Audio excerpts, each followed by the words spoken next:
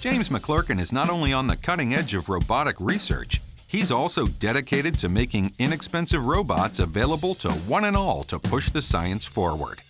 He's not alone in that thinking. The good folks at iRobot, his former employer, have initiated a program called Spark, where they demo their creations in schools to interest kids in science.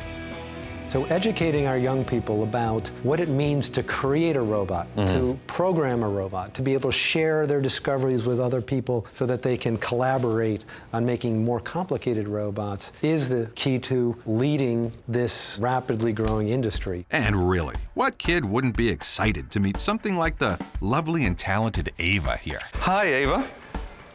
So you could see it was trying to get back here, but we were in the way, and so it dynamically changed its path and went around us. Give me a typical working application for Ava. Say the robot has created a map of your home so it knows what it looks like. So you could, from your tablet, push a button where you wanted the robot to go.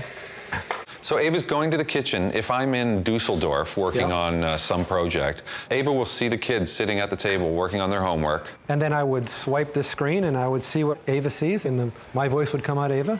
James McClurkin's grad students aren't creating robots at Ava's level yet, but they have cooked up a batch of swarm bots all on their own, and we couldn't wait to test the program they designed for them.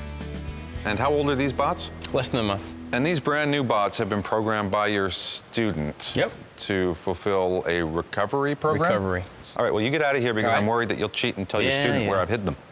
So the swarm bots have been programmed to find their way home, as in, find their way to Daddy Robot.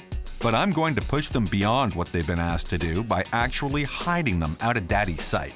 With this twist, can they still work together, navigate obstacles, and fulfill their mission? So we're going to turn this one on Yeah. and tell it that it's the source. So it's going to start sending out a message that's going to attract all the other robots to this one. And we're going to leave it right around here? Yeah. And each robot in the network then tries to get back to the source. This is like a relay race.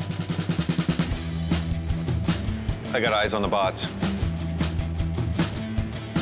I can see them coming out from underneath this desk. Come on, fellas. I think 15's the first to come out. We got 07 and 16. We're starting to sense we haven't got all the bots.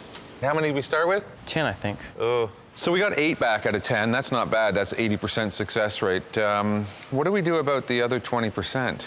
To answer that question is to speak to the heart of James's approach to robotics, namely that, in time, it's people like grad student Golnaz who will come up with the solutions.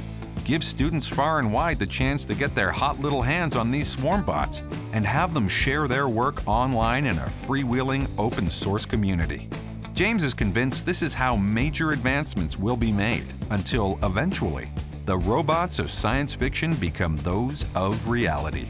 Robot, low entry cost, right? Couple of $100? Yep. Yes. Kid can go out and get one, take it home, put his own racing stripes on it, starts to learn about robotics, starts to program for it, starts to think about algorithms. All of a sudden, they're coming up with great ideas that you haven't even thought of. Ideally, so students will always surprise you with that. How robotics will change our lives in the future remains to be seen, but James has set that course in motion through his SwarmBot invention, the remarkable little robot brain that everybody, everywhere can build on. So what do you think people are going to do when you give them the first at-home robot? What are they going to do with it? If you give people technology, they will make with it what they will. You'll always be surprised by what people do with what you give them. Well, you know how this is going to work, right? You put it in the hands of the populace, they're going to make a robot whoopee cushion or something. Right. Like, they're going to take a $1 billion prototype and they're going to make it do the dumbest thing on the planet. That's part of the fun. Giving The people, fart machine? Who can argue with a fart machine?